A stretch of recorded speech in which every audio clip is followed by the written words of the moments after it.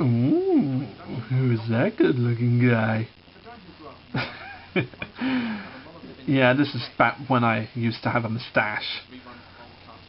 And yeah, this is basically the commentary for my Little Robots review, which I did in the first series of my review show. And with the intro, when I'm talking about various things that I grew up with, it was just something I came up with, like talking about the various things that I grew up with in my childhood, like everything that came out in the 90s, like old stuff from before my time and stuff that was made in the 90s. So for me it was a mixture of old and new stuff. And whatever it was, robots were usually a part of it. Like with the Star Wars movies and Little Robots, as you see here. And it's a very funny story of how I came to do a review of Little Robots. At the time when I made this, Little Robots started rerunning on CBeebies in England. And I just ended up watching the episodes out of boredom every morning and just found myself enjoying it. Like, thought it was as entertaining as I remember it. Obviously it's not as good as Cosgrove Hall's earlier projects like Wind in the Willows, Danger Mouse and Count Duckula and so on and so forth, but it's still one of their decent shows. It's really well written and well animated as well. And from watching it you could tell that their animation techniques with stop motion have improved over the years.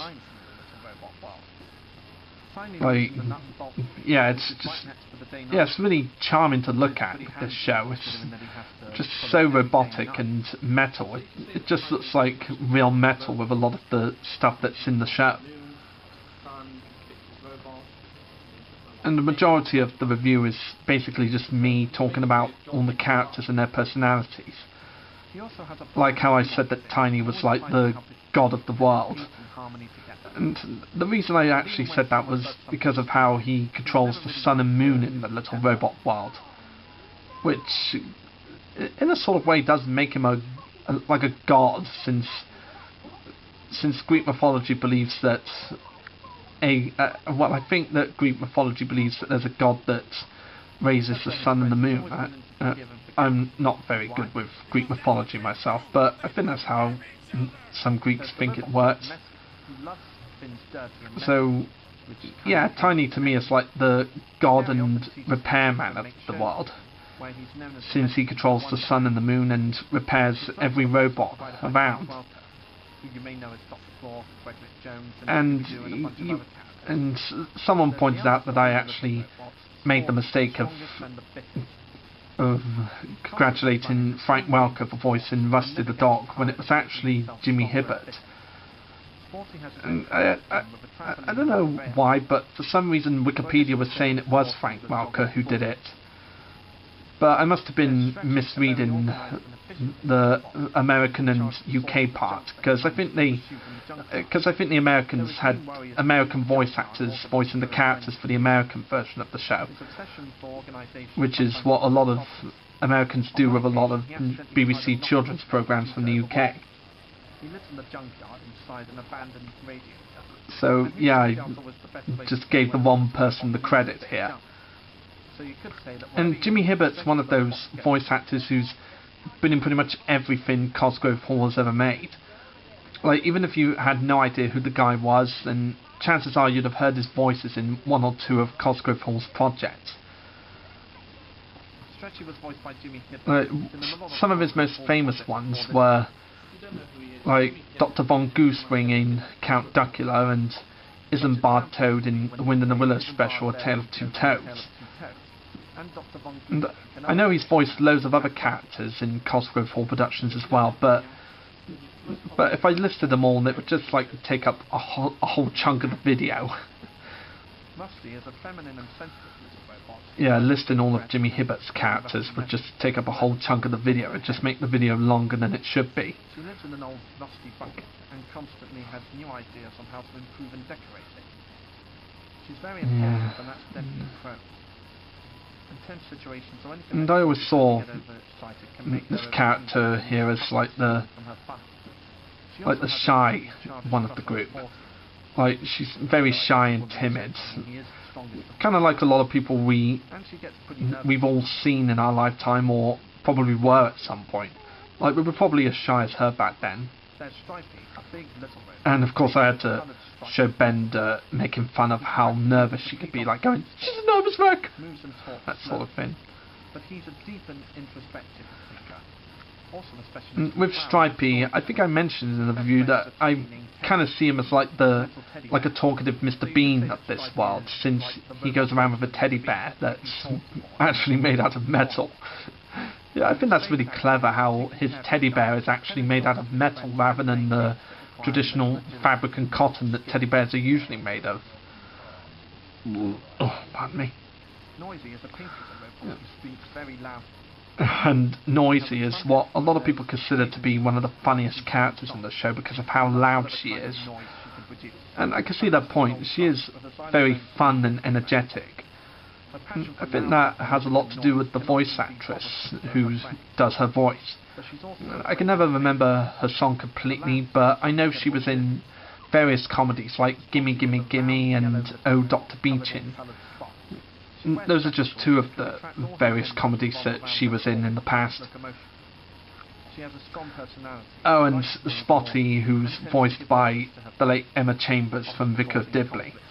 And I've got to be honest, when I first started researching this show for the review, I honestly had no idea that it was Emma Chambers from the Vicar of Dibley who actually did the voice here, because I always associate her with Alice Tinker from Vicar of Dibley, as I said. And it was quite a surprise for me when I found out that she voiced Spotty in this show. Because just listening to the two back to back, you wouldn't really piece together that they're the same person.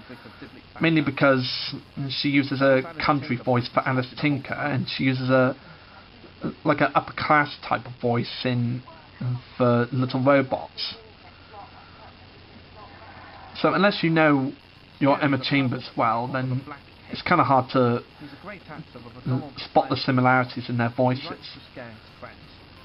Oh, and Scary is the over-dramatic actor of the group. Yeah, he was another one of those characters that I always found myself being really entertained by, because of how he keeps trying to scare the other little robots, or just says various things, like talks about various things and various predicaments in the way like a Shakespearean actor would, like, "Oh, woe is me," and all that type of stuff. And yeah, I had to make fun of how his antics to try and scare people aren't exactly that scary. Like, just me sitting there for a couple of seconds and then going like, "Are you trying to scare me?" Yeah, I just thought it'd be really fun to do that. Like, even if you think a show or movie is good or decent compared to some bad ones you've seen, you can still find things to make fun of here. Like how I make fun of Scary's attempts at being scary. Yeah, you can always find something to make fun of in what you're reviewing. Oh, how do I describe the... And I think I must have spent like 4 or 5 minutes talking about the Sparky twins. And that mainly comes from the fact that they were my ultimate favourite characters in the show. Like, I've always looked forward to seeing their antics whenever an episode was on. And as I mentioned in the review, the episodes where they're a part of it are always the most entertaining to watch. And I think that mainly comes from their voice actresses, like the comedy duo whose names I actually mention in here. And I talk about how I think they might have improvised a lot of their lines while recording for the episodes. Because a lot of their dialogue, most of the time, seems like they improvised a lot of their material. Like, they were given the scripts to work with, and like Alexi Sale, who was in the Young Ones, they just went all the way with their performances and just added new stuff to the script. they're able to communicate with each other. And I'm not sure if that was actually what happened, but looking back at it, it really does feel like they improvised a lot of the time. And I think it's really good when actors and comedy duos do that in TV shows. Just like take the script and go with it and run all the way with it and just add some new material to it. It just spices things up, in my opinion. Much like how Husky Fan 41 does whenever he voices characters in my show. He's always improvising and adding some extra material to the stories that he's in. And it's really fun when you do that. It's like if you could take a script and just think of some extra material to work with and new stuff to make something even funnier. Like use that skill to your advantage, and it's very likely that you'll make the scene all the more funnier. And yeah, because of how the Sparkies spend a lot of their time with Tiny, it almost seems like the two may have a crush on him. Like he may be like their BFF or something like that. And it is likely that the three of them are BFFs, since you see them together more often than the other characters. Like, he tolerates their tricks and antics, and they enjoy his company. And they dance together too. Yeah, I'm trying to think of what else to say about these two. Yeah. They have their arguments and their fallings out. Yeah, I'm finding it quite hard to say more stuff about these two because I've covered pretty much everything I could say about them in the review. But oh yeah, when I say here that they should have had more episodes themselves, then I still stand by that because they're hilarious. Like, looking back at them years later, they're the most hilarious characters in the show. So looking back, it makes me think, why didn't they get more episodes to themselves? Because they're two troublemakers who love to play tricks on people, but are not horrible people, as most troublemakers are in some forms of media. Like, if you can make troublemakers likeable, then it just makes you want to see more of their antics. And looking back at the show, I really did want to see more of their antics as the show went on. And that's why I find it a shame that the show never carried on afterwards. And yeah, it's a real shame that those two never got more episodes themselves, because they're hilarious. Yeah, I just love those two so much. Well, that's the big list of characters. Yeah. Now let's talk about the animation. It's all stop motion animation, which was one of the famous... I should probably talk about some of the background elements in the show, like the tin cans, the pieces of metal, and various other things, like the radiator in Stretchy's junkyard.